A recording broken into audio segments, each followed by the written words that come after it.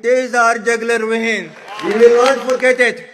And we will not leave our Kashmiri brethren in their heroic struggle, what they are waging against the Indian occupation. ഒരുപാട് നാളുകൾക്ക് ശേഷമാണ് പാകിസ്ഥാനിലെ ഒരു സൈനിക മേധാവി ഇത്രയും പരസ്യമായും വ്യക്തമായും രാഷ്ട്രീയം പറഞ്ഞത്. അതും പാകിസ്ഥാൻ പ്രധാനമന്ത്രിയെ ഇരുത്തിക്കൊണ്ട്. പ്രവാസികളായ പാകിസ്ഥാനികളുടെ സമ്മേളനമായിരുന്നു വേദി. കശ്മീർ പാകിസ്ഥാന്റെ ജീവനാഡിയാണെന്നും കശ്മീരികൾക്ക് വേണ്ടി എന്തും ചെയ്യുമെന്നും അസീം മുനീർ പറഞ്ഞതിന് ദിവസങ്ങൾക്കുള്ളിൽ തീവ്രവാദികളുടെ നരനായാട്ട് സംഭവിച്ചു. തീവ്രവാദികൾ മതം ചോദിച്ചാണ് വിനോദസഞ്ചാരികളെ കൊന്നത്. ഹിന്ദുക്കളും മുസ്ലിങ്ങളും ഒരിക്കലും ഒന്നിച്ചു പോകില്ലെന്നായിരുന്നു കൈയടികളുടെ അകമ്പടിയോടെ ജനറൽ ഉറപ്പിച്ചു പറഞ്ഞത്.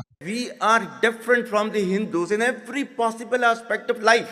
Our religion is different. Our customs are different. Our traditions are different. Our thoughts are different. Our ambitions are different.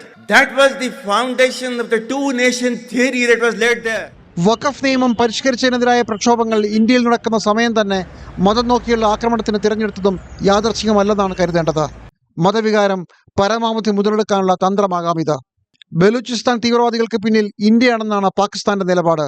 Balochistan liberation army കഴിഞ്ഞ മാസം നടത്തിയ തീവണ്ടി റാഞ്ചലിൽ 70ഓളം പേർ മരിച്ചിരുന്നു. അന്നും പാകിസ്ഥാൻ ഇതേ വാദം ആവർത്തിച്ചു. ബലൂചിസ്ഥാനിലെ തീവ്രവാദികളെക്കുറിച്ച് പ്രസംഗത്തിൽ എടുത്തു പറഞ്ഞ സൈനിക മേധാവി അവരെ തിരിച്ചടിച്ച് തകർക്കുമെന്നും പറഞ്ഞിരുന്നു. Inshallah, you will see that we will beat the hell of these terrorists very soon. Balochistan, you think this 1,500 people belonging to BLA and BLF and BRA etc. can take away Balochistan from us?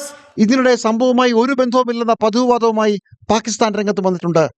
Pakistan का इससे कोई ताल्लुक नहीं है.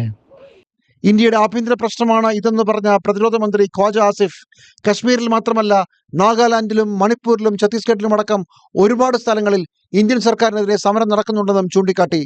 ബലൂചിസ്ഥാനിലെ തീവ്രവാദികളെ പിന്തുണയ്ക്കുന്നത് ഇന്ത്യയാണെന്ന ആരോപണവും ആവർത്തിച്ചു. News desk, news 18.